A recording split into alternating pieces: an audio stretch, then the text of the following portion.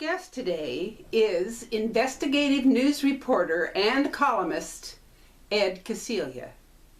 Ed is also an author of a book called Pligs. Ed lived in southern Utah for many years, and he continually wrote and reported on the polygamist activity around him. Please welcome Ed Kociela. And yes, when you see him, you'll know that he is also a musician. Hi, Ed. It's crazy right now. I mean, I think these guys are really nuts. You know, I don't know what's gonna really end up happening, and I don't know how long they're gonna be in jail or any of that sort of thing. But yeah, it's kind of interesting the way they're going. This guy Sean Reyes, you know, that new attorney general. Yeah. I don't know exactly where he's fallen. You know, know I don't know if he's going to do a darn thing or not. The thing that's frightening about it, Ed, when you look clear back to the history of polygamy, and you can go back to 1944 and 45 when those 15 men went to prison, it's just mushroomed. It's never gotten any smaller. Nothing. They hit it and then they let it go. They hit it and then they let it go. Well, I mean, part of what, you know, as you know, part of what happened with all that was that the public impression and everything was just so strong against what they had done that, you know, the reaction to the arrests back in the 53 was so negative, it shocked everybody, and I think it called everybody off. You know, they took everybody away. They took the moms, the dads, the kids, everybody away, and it took them forever to reunite everyone. And I think that the backlash on that, I mean, it cost the Arizona governor his job. You know, Mike Leavitt was governor, prosecuted the guy up north, Green, and he ended up losing his job in the next election. So I think the backlash thing just kind of really soured people on pursuing it. But you know, the statistics and the facts show, I know from my own family and from coming inside of polygamy, I've got female relatives in every single group. But the child molest, you know, they call it marriage, but it's child molest. Right. And all this that goes on, and the men are not responsible in any way, shape, or form for the children they spawn. The government are, and the kids are, and the women are. And the poverty is extreme. It seems to me that the solution is enforcing responsibility on the men that created it. Well, yeah, that's the solution. But I mean, who's willing to go to those extents? You know, I mean, it's always. I mean, we've heard. I actually heard somebody argue one time that, well, if you put all the men in jail, then you're going to be paying a welfare bill. You're going to be paying for food stamps and welfare and all that sort of thing. And my response was, you know what? We already are. Exactly. But it's more than that, Ed. If they made these men literally be financially responsible, if they went in to polygamous hotspots and did DNA testing like they do on other crimes to prove that these guys were literally the fathers of these children, and then go and confiscate their businesses that they're holding in the name of churches and corporations and other BS, dissolve them and make them pay for these kids' medical education, food, clothing, shelter, polygamy would stop, or, well, it would at least diminish greatly. It's a business. It's an organized crime business, and as long as it pays, they're going to keep doing it. Well, I don't know. I don't know if that would completely stop it, or I mean, I would like to think that it would, but I mean, you know, you read the newspaper, you see the news. Um, Criminals are always going to find a way to circumvent the law, and instead of doing what would be the easiest and the right thing to do, of course, if they're supporting the kids themselves or whatever, there's always a corner that they're going to try and cut. There's always there's also the revenge factor. The fundamentalists are very strong into the anti-government movement. I mean, look what happened with the guys up in Oregon, at the Bundy Ranch. They're they're anti-government, they're anti-society, and that that is a huge factor involved in all of this, the political aspect of it. There's still, I mean, there's still mainstreamers who are ticked off at Brigham Young for making the deal about no polygamy for statehood. So, I mean, this is a long standing feud and anger that they have. So part of it is part of their, quote, religious belief, if you will. And the other part of it is they hate the federal government. Well, They you have gotta hate the federal government, Ed, because they're the hand that feeds you. Well, that's why, but that's why they're taking everything they can from it. Their reactions. I mean, again, look at the Bundys. Look at the guy Finkham, who got killed up in Oregon. These guys were basically Bundy is a fundamentalist. I know Okay, that. I and, I and know that. And Barlow was involved in it too, as you're aware. But the point being this, those guys had cattle that they wanted to feed on the range for free, pretending they were going to go back to their natural state. Well, those kind of cattle aren't even native to this country. And the government owes them, so they're going to fight the government. But yet the government is the one that feeds their families all these welfare checks, and it's nuts. yeah, I mean, and they were practically feeding their cattle for free. I mean, it was less than two bucks to feed a cow and a calf a month. I mean, you can't even feed a dog for that. Right. Okay. But I mean, this hatred, and it just multiplies. It just becomes like this algorithmic thing that just shoots up out of control. This anti-government, this hatred stuff, and there's an awful lot of that at play with what's going on here. Yeah, these guys are a bunch of perverts, and they're a bunch of lunatics in many ways, and they're dangerous, vile people. Um, but there's the whole, again, I come back to the one word that I always use. It's context. It's the context of this whole thing, the context of the fundamentalism. It's the context of the political aspect, the context of the economic aspect. And from the other political aspect, as they moved across the country, they were taking control of these small towns where they'd settle and arrive in. That's what caused the problem in Missouri when they went to vote. That's what caused the shootout, caused outside of Kansas City. They went in to vote to put all of their people into power. So that way they could have political and law and economic control of the area, which they had done in previous stops as they were moving across to the west. So, I mean, that's what really, the polygamy thing wasn't as huge of a deal really back in those days. It became a political aspect. It became, we're going to take over your town. And if you don't trade with us, if you don't do business with us, you're going to be out of business. We're going to shut you down. Well, You they're know, still doing that. of course, but you're going to buy from our shops. You're going to be under our rule. Look at the Utah legislature and what's going on there, and the control that the mainstream church still has over that. So I mean, it's again that matter of context. It's not a one trick pony. It's a very complex, involved thing that has evolved that has evolved into this huge, as you say, business. It's beyond it's beyond what most people grasp.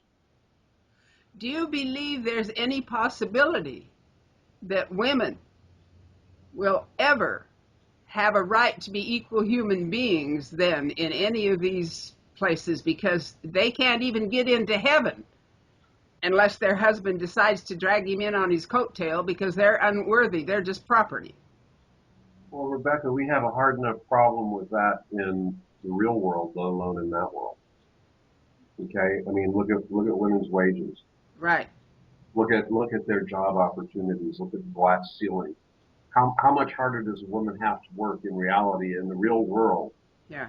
make an impression, to get ahead, to support as a single mom, or to help support as a double income. Look at what happens in the everyday world, and then see what's happening in that world. If it's not happening in the everyday world, how can we possibly expect it to extend into that? Of course not. Of Right. course not. You know, I mean, and it's the fundamentalism, whether it's fundamental Mormonism, whether it's fundamental Muslim Islam, whatever the fundamentalist action is. I mean, look at the fundamentalist Christians. You know, I mean, it's not extended in any of these worlds. So if it's not happening in the day to day world, how can we possibly expect it to ever change in the others? Polygamy is such an extreme, though, Ed. It's just it's a terrible extreme. I mean, women and babies with no medical care. If they pray for them, and if they die, it's the will of the Lord. I realize that they've got more medical care on most of the families now because the government's supporting them. But the thing is that the men, look at the men, that the leaders of these polygamous groups are stinking rich. Well, I mean, look at the numbers remember the numbers Buster Johnson put out about what, 3 years ago, 2 years ago, Yeah, about the welfare, the health care, all of that sort of thing that had been charged in Colorado City. right. So it's so disproportional to the population out there. It's absurd. It's absolutely absurd. The money that goes to the SNAP program, the money that goes to the health programs out there, it's crazy out of line with the population. And look at what the average income is out in that area. It's zero. I mean, Right. It really is. yeah. It really is. The thing is that I'm driving at, Ed, is this. If you follow the money trail, it is obviously organized crime.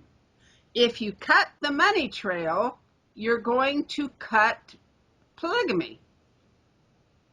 Well, absolutely. But I mean, that money trail, when I was at the paper, we were examining how deep it went. We raised a lot of money to offshore. Okay, just like the big guys do. The money's gone. It's moved. What do you think is behind Slick Willie's deal? It's not about any righting any wrongs. It's not about church or faith. It's about money. Yes. I mean, $32 million he wins in a lawsuit. He's going to own all that out there. I don't know what the heck he plans on doing with it. But it's all about the money. It always has been. That's the point I'm making. Yeah. So yeah, I mean, you're right. And that money trail. It's just too much money. Absolutely too much money for anybody to forfeit in the name of what's good, right, wrong. They're not going to give it up. It's just not going to happen. Well, the thing is, they're breeding children to have more children, to put on welfare, to have more child brides, to have more child labor, and they're all doing it in the name of freedom. But by golly, if somebody did that to them, there'd be a big fit. Well, and again, we have a problem with cultures, a culture clash going on. I remember when we'd written things about the young man that got killed on the Backhoe? fork Backhoe? on the forklift that Yeah, time. forklift. Okay. He was just a child. He was driving a forklift illegally. He and another kid. Um, you're right, and you discuss that. And what do you get back? Well, you get a bunch of people who live in a fairly rugged, rural, ranching, agricultural area who say, well, when I was 8 years old, I used to go out on the farm and I used to drive the tractor. And there's no realization of what that danger is for kids. So, yeah, find somebody who's going to understand the dangers of it. Well, I did it. I drove my dad's farm truck when I was 7. But how many kids get killed? How many kids lose limbs? How many people get injured? You know, and trying to explain that there are dangers in there, and that's why there are laws that say you cannot drive a forklift unless you're licensed, unless you have gone through a safety class. You know, it gets overlooked. I don't think they're taking. If they gave as much attention to the polygamy problem as they are this presidential election and the anger and the digging that people are doing on all sides, just out of spite instead of looking at it at an intellectual level. If they took 10% of that energy and focused it on the problem of polygamy that's going out just in the Short Creek area, you'd eliminate the problem. But it's all focused on personal things. You know, those are a bunch of people that are a bunch of weirdos anyway. Nobody knows, nobody cares, and I'm not going to waste my time with that. And that's the neglect, and I think that's the bottom line on it. Well, it is the neglect, and it's rather terrifying. Absolutely. It is. It is in a nation where the people are allegedly free. Polygamists are not free. They're bond slaves in the name of God. Well, their whole salvation is at stake here when you talk. You know, when you talk to people that come out. Well, why'd you do it? Well, if I didn't, I was going to go to hell. My salvation was, it's what I was told. I had to do this to follow my husband, and I had to accept it, and I had to behave this way. And you know that. Yes, It, I it, do it, know that. it's what it was. It's hammered from cradle to grave.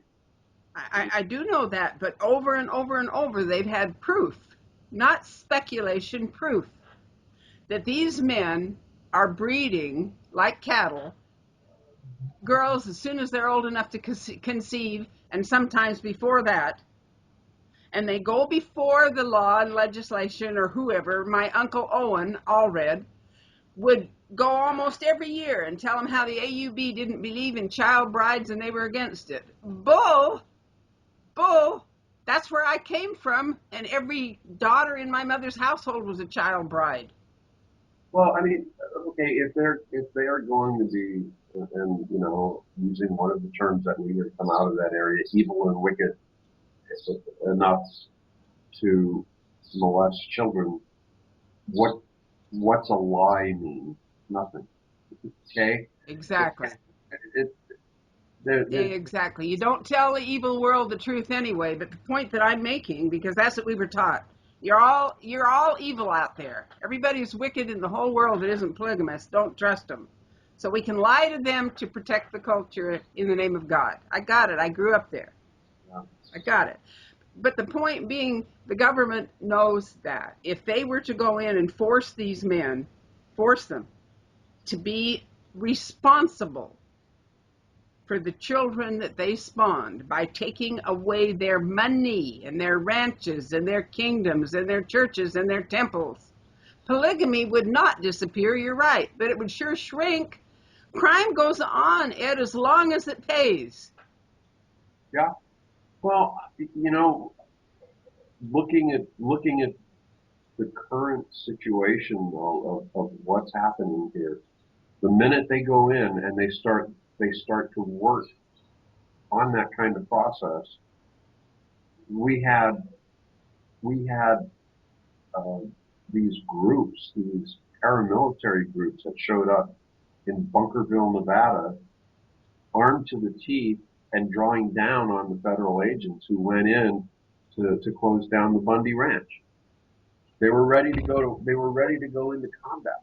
They were ready to start shooting federal agents from the BLM over that. And it became that, again, political issue of the those supposedly rising against it to defend this guy Bundy. And so you're the federal government, and you're sort of damned if you do and damned if you don't, because you go in and start to do something along those lines, and you get this band of crazies who come out ready to shoot you down. They went up to Oregon, did the same thing. We've got that connection going in there, and now they're building this sort of other kind of army, if you will, of dissidents that are very dangerous and ready to ready to, they go in the name of the Constitution, and they go in ready to kill people for the defense of somebody who has been abusing the system for decades. You know, it's that same principle. That same principle. You can go into if the government went into a heavy duty raid and started taking property out in Colorado City and Hildale, what do you think would happen if they started seizing property out there, ranches, or if they started seizing businesses out there that were attached to the polygamous culture? What do you think would happen? That band of so-called rebels, the militia guys, would be out there in a heartbeat defending them, no matter that they're abusing children sexually and in work situations, no matter that they're not getting educated as they should be, you know, no matter that the women are being abused at every level conceivable, it becomes that big beef that's going on, and it's growing and growing and growing stronger as we move through time. Again, it's a contextual thing. They've aligned themselves with that radical group, and that's why when we say, well, will polygamy be taken away? I don't think so. I think it's got some roots that go pretty deep, and I think that some of these people that are defending some of these scofflaws that are out there that are not doing what they're supposed to be doing, by paying their grazing fees or by you know following simple law. It benefits that whole movement. We've got a bunch of people out there in Short Creek that are defying the government. That makes them heroes in some people's minds these days. That's how dangerous the situation has become. It's not just simply a matter of polygamy at this point, I don't think. I think it's become a much greater issue. Well, It's Ed, we've got something similar going on with the riots. That they every time that there's a problem, why kids will riot in the street and break windows and cars and loot buildings and start fires, and then blame the police if they do anything about it. So what's the solution? Do we just not have laws in this country? well, I think the solution is getting to some kind of degree of properly properly training people to handle those kinds of situations. I think demilitarizing the police help an awful lot. It's kind of scary. No, it's very scary. Turn on CNN and see military tanks going down a city street. You're not supposed to turn the military against the people, you know. But that's what happens. The police are just so overpowered, with weaponry these days. It can become a very touchy situation. Yeah, there's bad stuff going on, but does it necessitate in the instigation stages of it? Does it necessitate military weapons? Do you need a tank to go against a crowd of people? What have we become that we're so afraid of that we need to just overpower and domineer and hurt and kill people? It's the violence level, the out of control level is incredible on all sides of this. You watch some contenders for the presidential race right now talking about blanket carpet bombing of everybody and everything that doesn't look white, Christian, and rich. I'm really fearful for a lot of things that are going on out there, and so we look at the whole situation, the larger animal that we are, and look at this as something that was in many ways isolated, um, apart. This whole polygamous culture, isolated, apart, strange, odd, weird, not very well known, suddenly becoming a part of some of that mainstream, and it's like, whoa, okay, it's not going away. It's going to manifest itself in a different manner, and it's going to manifest itself in more of a violent manner. Um, we know that there was a lot of violence attached to what was going on out there when Warren Jeffs was out of jail before any charges or anything. We know there was a lot of violence that went on. There were people that would be beaten. There were people, how many bodies are out in that desert? Yeah. Nobody's really sure. Right.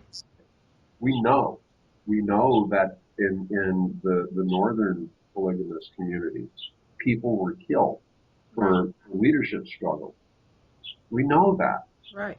What's it growing to now as they become more allied with the more violent and ill-tempered sects that are out there? It's not going to take much to see these militia guys get more involved with it because they're itching for a fight. They're looking for some reason to pull the trigger. And so the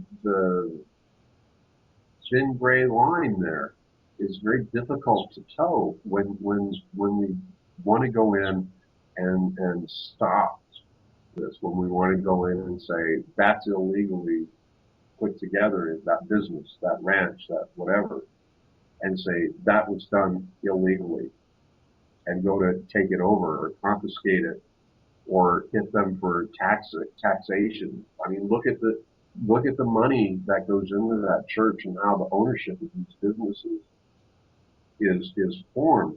The formulation follows just like the old mafia system of the Ponzi schemes. Exactly. And it's set up exactly like that with malice and criminal intent all the way. And it's a complicated setup. You master company, and then you've got this one, and then you've got this one. And they're all offshoots, and they're loaning and borrowing money, and it's passing through all of these hands. And by the time you get to the end of that set of businesses, if you will, the money's all gone. Well, no, the money's not all gone. It's gone in the pockets of the elders, and the great chunk of it goes offshore. It's off in Bermuda. Money's there. It's just filtered through. It's hidden. It's moved around. Right. So, I mean, that's what you're looking at, a sophisticated situation. I realize it's sophisticated. It always has been.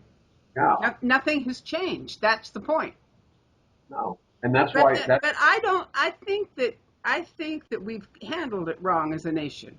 Thank you, Ed, for keeping us up to date on a very important and growing problem in the United States of America. Polygamy, where a profit is made by fleecing his sheep.